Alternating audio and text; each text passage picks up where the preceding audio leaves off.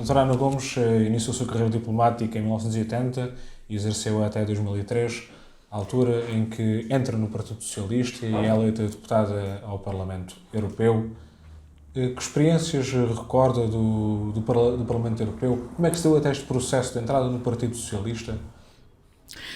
Hum, sim, fiz concurso para o MNE em 1980. Eu sempre gostei muito de línguas e era um desafio entrar numa carreira que tinha estado vedada às mulheres até 1975. Tinha sido graças ao Dr. Mário Soares, enquanto Ministro dos Negócios Estrangeiros, que a carreira diplomática tinha sido aberta às mulheres. Portanto, era um desafio, e era um desafio para projetar um novo Portugal, um Portugal democrático no exterior, um Portugal a resolver a questão colonial. Nós tínhamos sido internacionalmente muito atacados por termos o problema colonial. E, portanto, era mudar completamente a imagem de Portugal no estrangeiro e também projetar o país como um país de respeito pelos direitos humanos. E isso também implicou mudanças internas. Por exemplo, lembro-me que um combate que tive quando entrei para o MNE foi a questão de resolvermos a eliminação do trabalho infantil. Havia muito trabalho infantil em Portugal e havia muita gente, designadamente em quadrantes da direita, que diziam que qualquer campanha para eliminar o trabalho infantil eram setores concorrentes das nossas indústrias. Era sobretudo na indústria do calçado e na indústria têxtil que havia muita criança a trabalhar. E, portanto, houve aqui uma interação da política externa com a política interna para mudar a política interna, porque ela precisava de estar em linha com o que eram as nossas novas obrigações internacionais como país, que queria projetar uma imagem de democracia, de respeito pelos direitos humanos. Tive imensa sorte na minha carreira diplomática. Servi, naturalmente, com o jornal Ramalhianos na assessoria diplomática, foi um privilégio. Depois fui para Genebra, trabalhar na ONU em Genebra, tudo direitos humanos e humanitário. Depois Tóquio, depois Londres, depois voltei a Lisboa e comecei a trabalhar no departamento que se ocupava de Timor-Leste e, aliás, fiz o primeiro curso para jovens adidos diplomatas, fui eu que o organizei, foi um prazer, um gosto trabalhar com os jovens diplomatas. Hoje, alguns dos nossos mais ilustres embaixadores são dessa fornada que entrou em 94, em que eu organizei o primeiro curso de formação diplomática para os jovens diplomatas. E depois, depois trabalhei, fui para Nova Iorque, Conselho de Segurança, como tinha a experiência das Nações Unidas, fui ajudar na campanha para sermos eleitos para o Conselho de Segurança e depois fiquei na delegação que trabalhou no Conselho de Segurança. Foi uma experiência extraordinária com o embaixador António Monteiro e outros amigos. E aí acompanhei as últimas negociações com a Indonésia, ainda no tempo de Suharto, porque Suharto cai nessa altura, em 98, e abre uma nova oportunidade, uma janela de oportunidade que Portugal, felizmente, e os timorenses não perderam, que foi justamente com o novo regime, na transição democrática Indonésia, aproveitar para pressionar por um referendo em que os timorenses pudessem autodeterminar-se, escolher o seu futuro. E foi isso exatamente que aconteceu. Eu fiz parte da equipa diplomática que trabalhou para que o acordo de 5 de maio de 99 de facto permitisse fazer o referendo de 30 de agosto de 99 e tive a sorte de, trabalhando em Jakarta, porque o ministro Jaime Gama me nomeou para Jakarta para estabelecer um canal diplomático com a Indonésia. Nós não tínhamos nenhum. Tínhamos cortado as relações em 75, quando eles tinham invadido Timor-Leste. Portanto, começar a ter um diálogo com a Indonésia.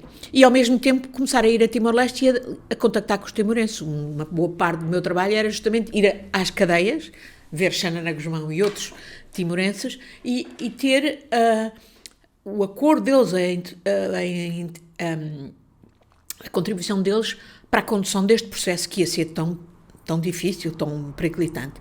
E, ao mesmo tempo, também explicar a nossa opinião pública. Eu comecei a falar para os mídias por indicação do ministro Jaime Gama, porque a opinião pública portuguesa tinha que compreender o processo. A opinião pública portuguesa tinha diabolizado muito a Indonésia e tinha, portanto, que compreender que nós tínhamos que falar com os indonésios e negociar com eles para conseguir levar a bom porto o referendo. E foi isso que aconteceu, um processo complicado, muito complexo. Depois fiquei como embaixadora para restabelecer as relações com a Indonésia e, ao mesmo tempo, no fundo, ajudar também a restabelecer uma nova relação entre Timor-Leste e a Indonésia, porque Timor-Leste, obviamente, não podia sobreviver ao lado daquele poderosíssimo e gigantesco vizinho se não tivesse uma boa relação com ele, e também foi parte do meu trabalho no período subsequente. Devo dizer que me deu muito gozo trabalhar, sobretudo usar a agenda cultural, a influência cultural portuguesa na Indonésia, hoje ainda muito viva, para justamente projetar todas as outras relações políticas e económicas. Mas eu gostaria de ter feito nas económicas se Lisboa tivesse ajudado, mas não ajudou, não estávamos ainda, não tínhamos percebido a importância da diplomacia económica. E então num país que tinha tantas potencialidades como a Indonésia. Estou no final, a fazer 4 anos de Jakarta, e venho a Lisboa de férias na altura da campanha de Ferro Rodrigues contra Durão Barroso, em 2002. E confesso que fiquei assustada com o que vi durante a campanha, em particular com o discurso que tudo em Portugal era feio, porco e mau, que era o discurso de Durão Barroso e de Cavaco Silva nessa altura. E indignou-me tanto ver esse discurso num comício deles que decidi, amanhã, qual é o comício do Ferro? Amanhã vou lá estar. Eu sabia que ir lá, ainda por cima com a visibilidade que eu tinha naquela altura, por causa de Jakarta, etc., e do processo de Timor, tinha uma leitura política. E fui dar a cara pelo Ferro, pelo PS, não era ainda membro, mas porque queria marcar uma posição em relação a Durão Barroso e a Cavaco Silva e àquele discurso do Portugal feio, porco e mau, do Portugal de tanga, era como eles diziam. Bom, suponho que depois fomos a eleições, foi no dia 17 de março, não me vou esquecer, porque o meu marido fazia anos nesse dia. E no dia seguinte, o PS perdeu, mas eu no dia seguinte achei, não posso alinhar com estes que têm este discurso tão negativo sobre o país, vou-me fazer membro do PS. E, portanto, no dia seguinte fui à sede central, ao Rato, e pedi uma ficha e preenchia, e suponho que tive o Ferro a subscrever a minha ficha de membro do PS. Quis dar a cara, quis também incentivar mulheres jovens. Eu era relativamente jovem nessa altura, tinha 40 e poucos, também chegarem-se à frente, porque era preciso para a qualidade da vida política no país e a qualidade da democracia. Eu em Jakarta, tinha permanentemente ligado no meu gabinete a RTPI, que é um instrumento poderosíssimo que Portugal nunca aproveitou como devia. Em RTPI, cada vez mais me dava programas de chacha e futebol. E eu comecei a perceber o lado alienante dos cidadãos que isto tinha. De como o futebol estava a tornar, no fundo, um novo ópio do povo.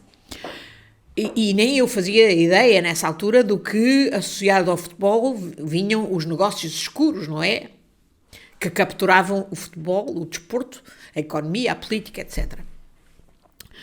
Portanto, vim e a querer incentivar mulheres a virem para a política, porque eu recebia imensa correspondência de jovens mulheres a perguntar como é isso, a diplomacia, etc. E eu pensei, tenho que as incentivar a ir para a política, nós mulheres temos que fazer a diferença na vida política.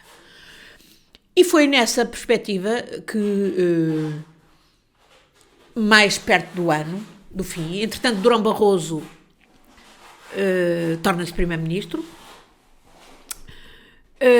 Eu não me apetecia também, devo dizer, porque obviamente o trabalho de um diplomata é um trabalho muito político, mas não é partidário, obviamente. Eu não me apetecia continuar a servir sob Durão Barroso e sob esse discurso da tanga, do Portugal da tanga. E por outro lado, achava que, digamos, estava a fazer 4 anos de Jakarta, era o tempo de mudar, eu não queria pedir nada ao primeiro-ministro e à direita, achei que ia poder ter uma sabática, O meu marido, nessa altura, era embaixador no Brasil, podia ir para o pé dele, para o Brasil, e escrever sobre o processo de Timor. Acho que era importante, é uma das coisas que eu ainda não fiz e que preciso absolutamente fazer. Acho que é uma obrigação. Escrever o processo de Timor visto de Jacarta. E foi quando recebi o tal telefonema do Ferro a dizer-me quando é que vais a Lisboa.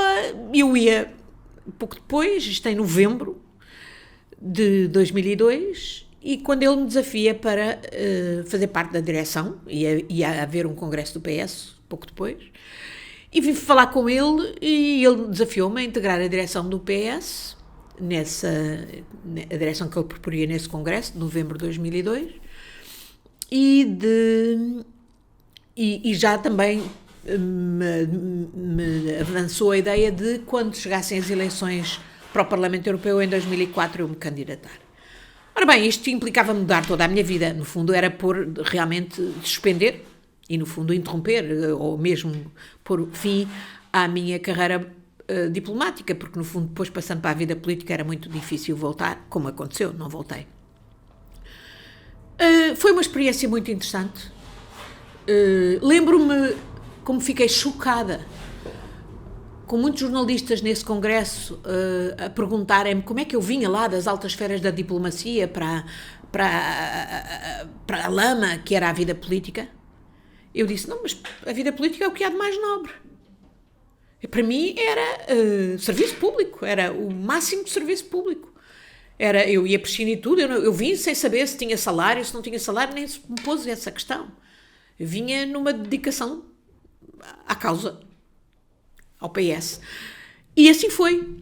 Eu cheguei, de resto, saí de Jacarta no dia 8 de fevereiro, cheguei a Lisboa no dia 9, que é o dia dos meus anos, e no dia 10 comecei a trabalhar no PS. E era urgente, porque tínhamos aí a preparativo da invasão do Iraque. E o PS não tinha posição, nessa altura, sobre a invasão do Iraque. E eu fiquei logo muito preocupada e falei logo com o Ferro e os outros elementos da direção, que integrava o António Costa, que integrava o Sócrates, que integrava a Maria de Belém, que integrava a Jamila, o Alberto Martins. Como é que é possível o PS não ter posição? Isto é a maior coisa mais importante do mundo neste momento. Bom, e rapidamente consegui pôr o PS a ter posição sobre a guerra do Iraque, contra a guerra do Iraque. O que também me valeu imensos jornalistas a chamarem-me tudo, parecia que eu era uma maluquinha. Não, eu é que estava certa. E o PS é que estava certo ao tomar a posição que tomou, embora tivesse havido umas vozes céticas, tipo Luís Amado, José Lamega, etc., que aliás se prestou a ir fazer fretes ao Durão Barroso para o Iraque, não sei o quê. Infelizmente nós no PS também temos umas pessoas assim, não é? É sempre assim. Não interessa. Tenho muito orgulho de ter posto o PS contra a guerra do Iraque, a invasão do Iraque, porque no fundo era um bombardeamento do direito internacional. E o direito internacional é sobretudo preciso para os países, não são os países grandes que precisam do direito internacional, são os países médios e pequenos como o nosso. E, portanto, era um escândalo aquilo estar a acontecer, ainda por cima com argumentos completamente falsos. Uma das grandes mágoas que eu tenho é que no dia 15 de fevereiro de 2003, que era o dia das grandes manifestações mundiais contra a invasão do Iraque em preparação, à hora exata, eu não pude ir à Manif, foi lá o meu pai e foi lá a minha filha, eu não pude ir à Manif, porque o Dr. Durão Barroso, Primeiro-Ministro, nos convocou, a nós, direção do PS, para ir a uma reunião exatamente sobre o que estava na calha. E nós fomos, o secretário-geral Ferro Rodrigues, o Dr. José Vera Jardim e eu própria. Fomos reunir com o Primeiro-Ministro e o Ministro dos Negócios Estrangeiros dele em São Bento sobre... E lembro-me deles terem tentado mostrar que os ingleses diziam que havia armas de destruição maciça e mostravam-nos umas fotografias e eu disse, mas essas fotografias já os americanos nos mostraram no Conselho de Segurança há 2 anos e isso não tem credibilidade nenhuma. E depois as justificações ridículas que nos deram de que a que mais me encanitou foi a de que nós não podíamos ser ultrapassados pelo Aznar no serviço aos americanos. Mas nós somos independentes, mas nós somos o que somos porque nunca tivemos medo de ser como somos e ser diferentes dos espanhóis e agora estamos aqui em competição com os espanhóis no serviço ao George W. Bush. Enfim, bom, eu gostei do trabalho no PS, duro, difícil, complicado numa área onde, no fundo, em muitas áreas o PS não tinha posição, infelizmente, nessa altura não tinha. E complicado, porque depois tínhamos esses golpes do Durão Barroso a ir buscar o Zé Lamego para ir para o Iraque, em nome do governo. Enfim, esses golpes baixos. Mas uma das outras coisas que fiz, que acho que foi importante, foi em 2003, no final de 2003, fui a Angola. Tínhamos António Guterres, nessa altura, presidente da Internacional Socialista, e eu dava apoio a António Guterres, como chefiando o Gabinete das Relações Internacionais do PS, viajava com ele. Angola, havia nessa altura uma promessa de paz em Angola. Havia a paz, tinha sido morto Savimbi, havia uma promessa de paz, havia um governo de unidade nacional. O MPLA há muitos anos, há 11 anos que andava a tentar entrar para a Internacional Socialista, ia haver um congresso da Internacional Socialista como houve em novembro de 2003 em São Paulo. Era uma oportunidade de fazer o MPLA entrar, se de facto o MPLA desse provas de querer um caminho democrático. E eu fui em setembro de 2003 a Angola, fui muito bem recebida pelo meu homólogo e querido amigo, embaixador Paulo Jorge, que era quem liderava essa campanha do MPLA para entrar para a Internacional Socialista. E quando voltei, até me lembro de ter escrito um artigo na Visão a explicar, e na direção do PS obtive uma viragem. O PS até aí tinha-se oposto à entrada do MPLA na Internacional Socialista. Foi, portanto, a partir dessa altura que o PS decidiu viabilizar a entrada do MPLA, e isso aconteceu nesse tal Congresso de São Paulo, com o António Guterres a presidir a Internacional Socialista. Para mim, isso era, obviamente, um elevar do nível de exigência em relação ao MPLA. Infelizmente, a evolução em Angola não foi no bom sentido, ao contrário. E não foi culpa de pessoas íntegras e capazes como Paulo Jorge, que eu respeitava muito, de quem era amiga.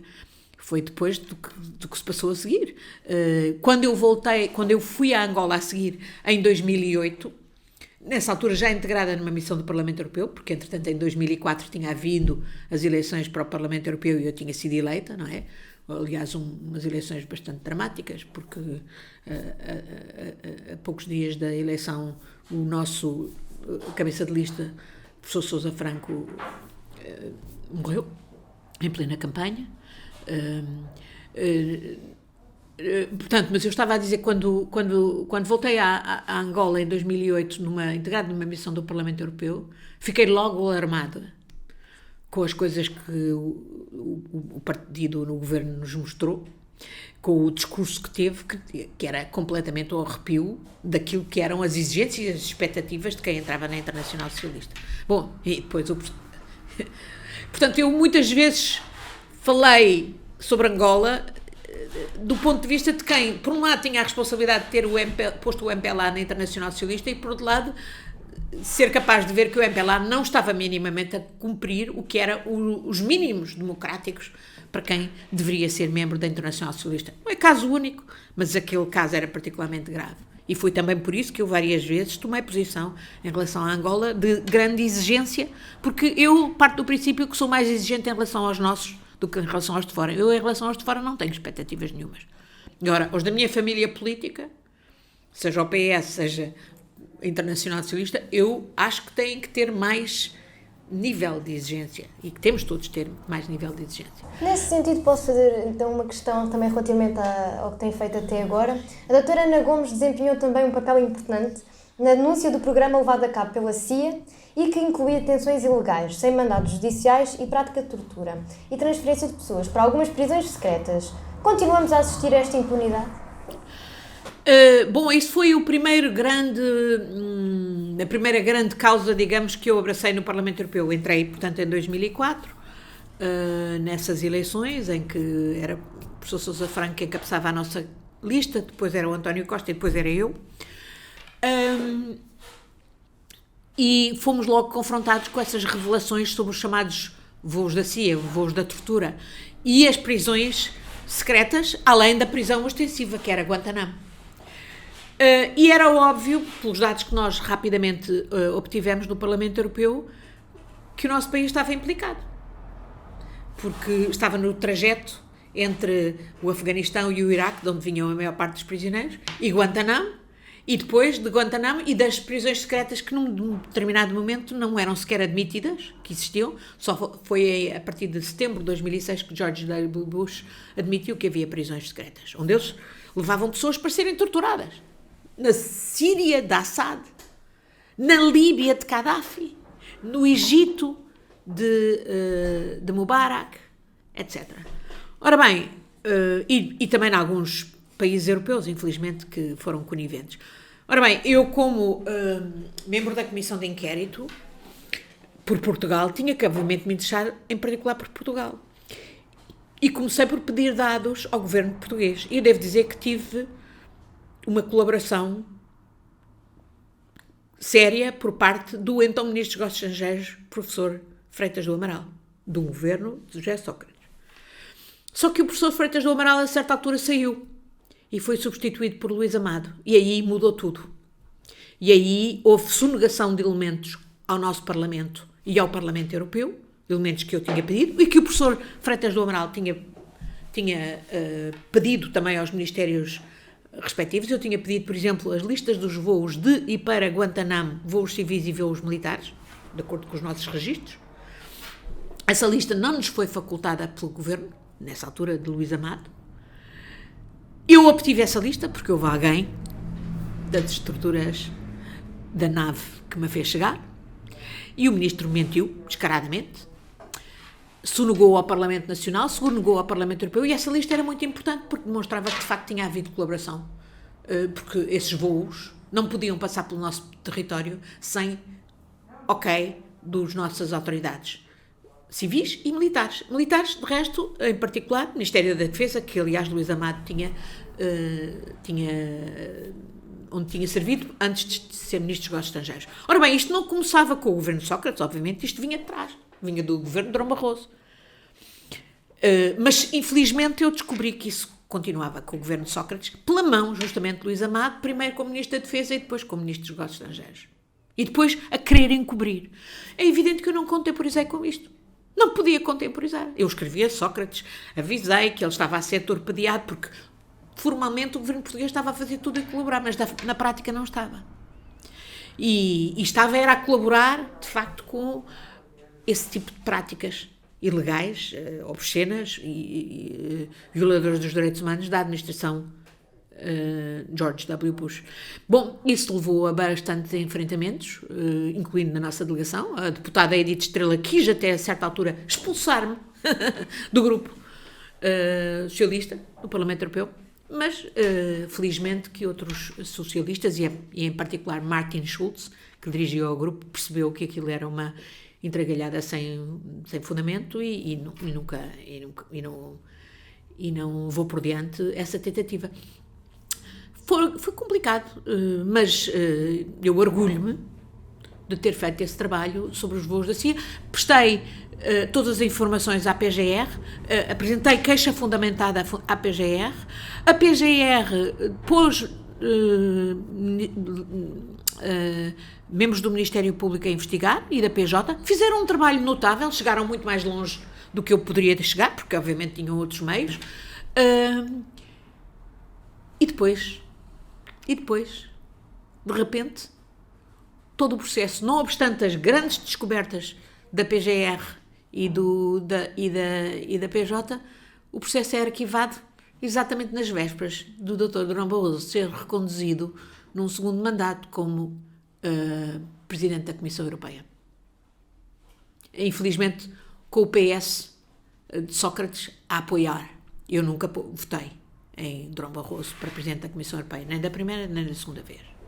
A doutora Ana Gomes desempenhou um papel bastante importante na luta pela democracia e pelos direitos humanos na Etiópia, onde é recebida, aliás, como uma estrela de rock quase, e é conhecida por Ana Gobez, que significa Ana Corajosa. No plano das relações internacionais, como atuaria enquanto Presidente da República na relação com os Estados não democráticos?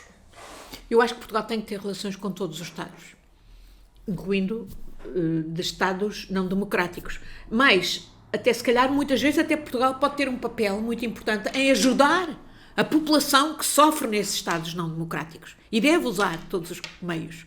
Eu bem sei o que era nós vivemos aqui em ditadura e como era importante ter diplomatas a ajudar. Eu bem sei na Etiópia como foi fundamental o papel de vários diplomatas europeus para ajudar aqueles que estavam sob repressão de um regime torcionário. E eu fiquei conhecida na Etiópia porque justamente denunciei esse mesmo regime torcionário. Mas o papel de diplomatas de vários países europeus a salvar pessoas na Etiópia foi muito importante. Portanto, eu sou a favor de que se tenham relações com todos os países e não é por um país ser antidemocrático que não devemos ter relações. Mas, se o país até tem uma relação especial connosco, por exemplo, há vários países da CPLP que têm hoje regimes antidemocráticos, eu não digo que nós não devamos ter relações. Acho é que temos que apoiar aqueles que merecem ser apoiados. Acho que temos que apoiar a sociedade civil, organizações não governamentais, jornalistas corajosos, associações, enfim, académicas e outras que podem trabalhar para uma alternativa dentro do próprio país. Agora, nós temos é que saber distinguir exatamente se estamos a lidar com governos que são democráticos e respeitadores dos direitos humanos e do direito internacional, ou se estamos a lidar com governos, por exemplo, que atuam como atua o governo chinês, reprimindo, por exemplo, os tibetanos, ou pondo em detenções, em centros em campos de concentração, de reeducação, como eles dizem, milhões de uigures, ou reprimindo os estudantes em Hong Kong e outros ativistas em Hong Kong. Podemos ter relações, mas temos que perceber com quem é que estamos a lidar. E é evidente que temos que marcar muito bem e escolher exatamente como é que usamos as nossas relações, incluindo económicas, etc., para, de facto, dar força aos que se batem pela liberdade e pela democracia. E não respaldar regimes antidemocráticos e repressores.